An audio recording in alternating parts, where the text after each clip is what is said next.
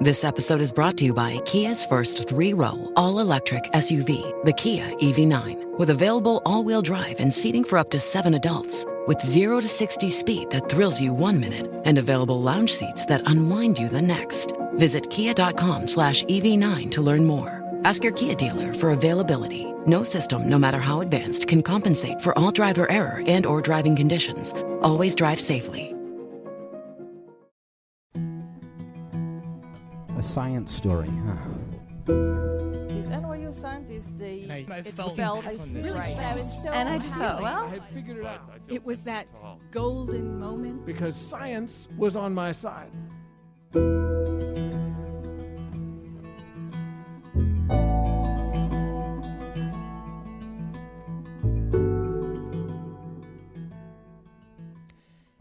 Hi everyone, I'm Ben Lilly, and welcome to the Story Collider, where we bring you true stories of how science has affected people's lives. A quick reminder, we're in the middle of a fundraising drive. Head to storycollider.org/donate to help out. We also have a show coming up in Boston, December 12th. This week's story is from Danielle N, a biologist and blogger at Scientific American. The story was recorded in December 2013 at Littlefield in Brooklyn. The theme of the evening was the dark side. early in high school, as I was getting ready to go to college, I knew I was ambitious, and I went to a college prep school. And I can't remember who said it exactly, but I remember being told, be ready to do twice as much work twice as hard to get half the credit.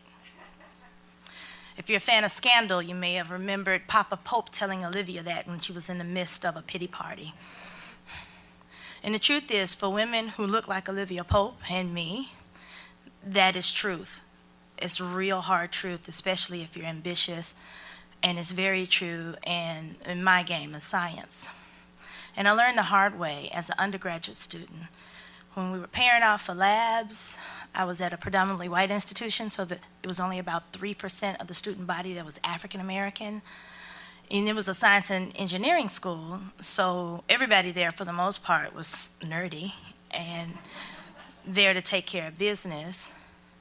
But it was like the kid who didn't want to get picked at the football game or on the team. That's how it was with me at lab or projects. And it became clear to me that my classmates and some of my TAs and even some of my professors had amazingly low expectations of me and other students who looked like me. Had a biochem professor who outright refused to answer questions. He would see my hand up in the air. And when he would answer, he would always be smug as hell and accuse me of not reading, even though I was asking a question because I needed clarification. And so it was that type of stuff that I dealt with. It was, or my favorite, and by favorite I mean it's not my favorite at all, passing out tests, and everyone would look over like, what'd you get? If I made lower than my classmates, it was this, confirmation nod. But if I did better, you talking about guys, because it was mostly guys, white guys and some Asian guys, who would lose their shit. How'd you do better than me? How'd that happen? And it became apparent to me that this was a world that expected me in a certain place, and that place was below them. I went on to graduate school, and little by little, you still experience some of that. It's a little bit less, but you still get the surprise, like, wow, you passed your qualification exams. Really? You accepted me in this PhD program, and you didn't think I could pass my quals? Why are you so surprised? Smug ass. But you learn to deal with it, sadly. You learn to start brushing it off. The microaggressions become so common that you don't take it up. You don't call people on it. Because one of the other things you learn the hard way is that calling people out isn't as simple as a not cool. It always becomes a big deal, a blowout. And I learned that lesson my senior year of college when my SOLS professor walked in and just started naming all the historically black colleges in the state and a couple of the other metropolitan universities, which had a noticeably very large African American population. And then he looked me in the face the only black face in the lecture hall, the only black person enrolled in the School of Agriculture at that time, and to my knowledge since. And starkly says, you have to do real work here. What the hell? I didn't know what he was talking about, first of all. And so after class, I called him on it. I told him that his remarks were out of line. And his response was a disaster. He ended up chasing me across campus, screaming at me, insisting he was not a racist because he had a black roommate in college. And that turned out all bad. So you learn to just let things go. You don't call people on everything. It becomes second nature. And it's because you have things to do. I got science to do. I don't have time to be sidetracked. I'm already struggling to keep up in a race that I'm struggling. You know, I don't have time for these sidetracks. I'm already just trying to keep up. And so in addition to doing science, I also share my experiences online. I'm a blogger. I write a blog called The Urban Scientist, where I use my experiences as a woman, as a kid from the South, from the inner city, and I use pop culture and hip-hop references to deconstruct science concepts. And I also talk about the highs and lows that I've experienced in science, and I talk about it. I try to demystify the entire experience. So that makes me very visible. And visibility can be a good thing, but it's always problematic for a genius scientist. And even more so when you're a woman or a person of color or someone like me who lives at the intersection of those things. Because remember that rule, you have to work twice as hard to get half the credit? Well, now you've made yourself more visible, and so now you're going to be scrutinized even more. So that's life. And so I think it was in late September or early October this year, I get an email from a guy who I only know by the name of OFAC, from a website I had never heard of, biologyonline.org, asking me if I would love to blog for them. We have over 10 million viewers a month. I responded, well, tell me more about it. What are you expecting? How often? Do you just want someone to write once a month, or all the time, and how much do you pay? He responds, oh, you'll have this opportunity to write for so many people. We have so much exposure, but we do not pay. Even Dr. blah, blah, blah, blah, blah, who is the head of his blah, blah, blah, blah, blah field, doesn't even ask for money. All this exposure, and we know about that exposure, right? But we would want you to write every month, for a year. I responded, thank you very much for responding, but no thank you. I thought that was it. So early in the morning, Friday, October 11th, I'm still wiping the sleep out of my eyes. I see I have a response from him. I'm like, what more was there to say after that? He's like, because we don't pay for blog entries, are you an urban scientist or an urban whore?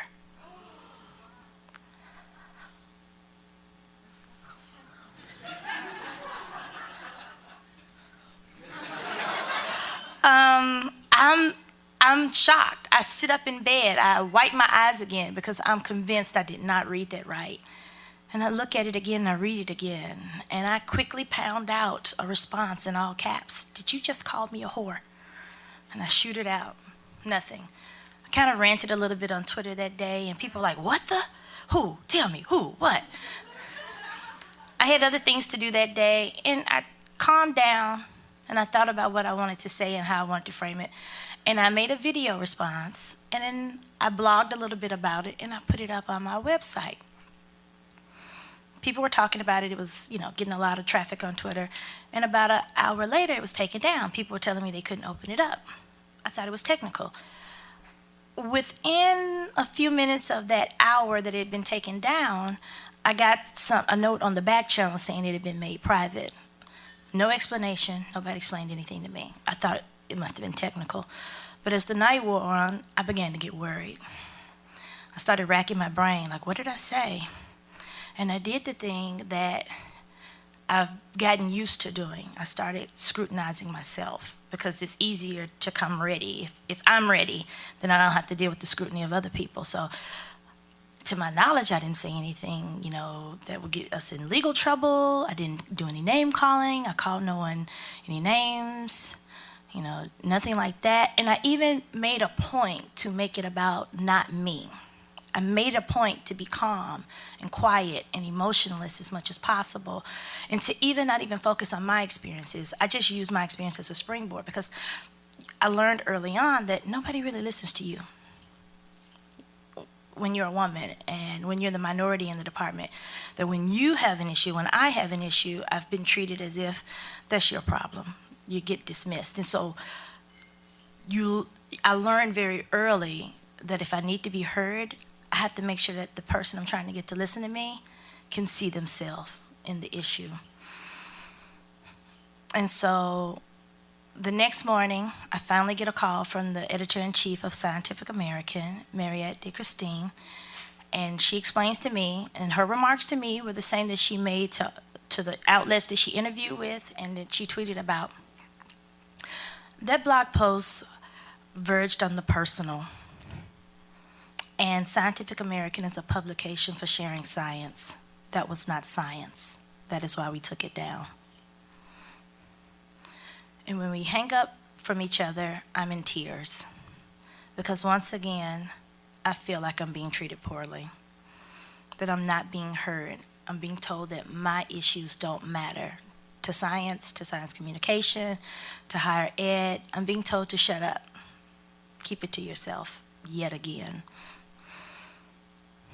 All these years later, and it's frustrating. It's no other way to put it.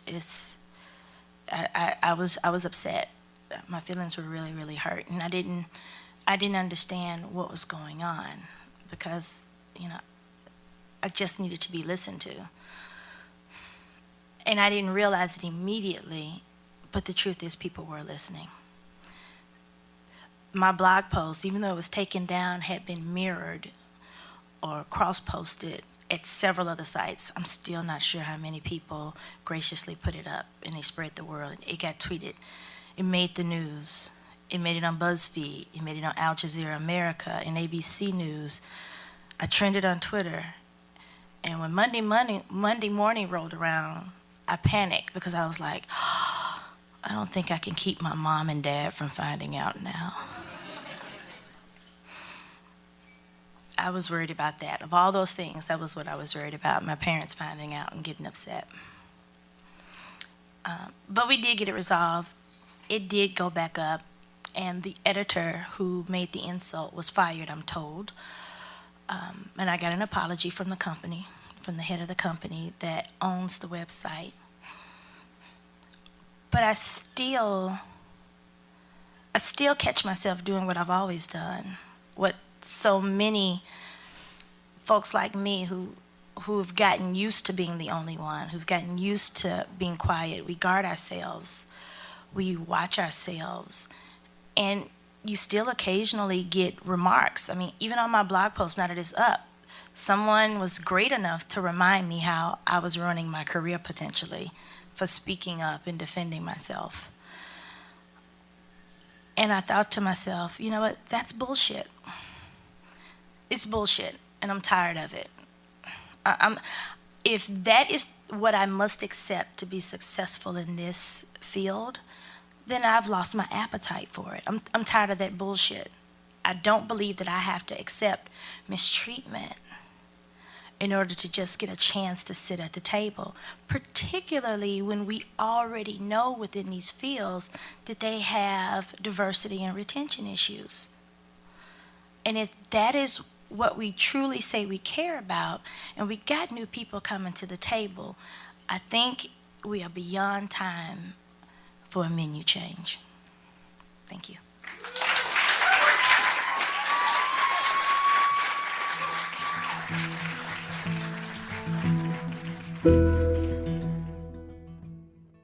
That was Danielle N. Lee. Danielle is a biologist and outreach scientist. Her research areas include animal behavior, behavioral ecology, and mammalogy.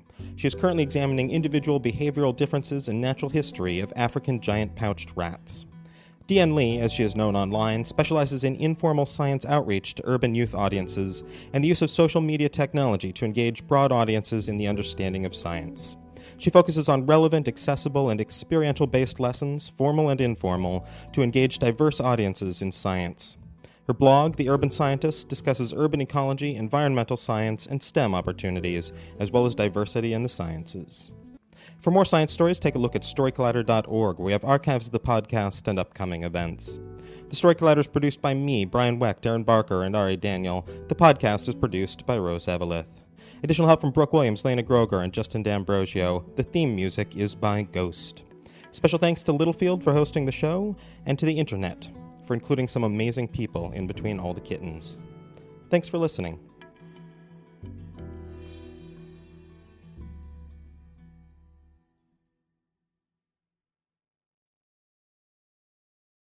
As humans, we're naturally driven by the search for better. But when it comes to hiring, the best way to search for a candidate isn't to search at all. Don't search, match with Indeed. When I was looking to hire someone, it was so slow and overwhelming.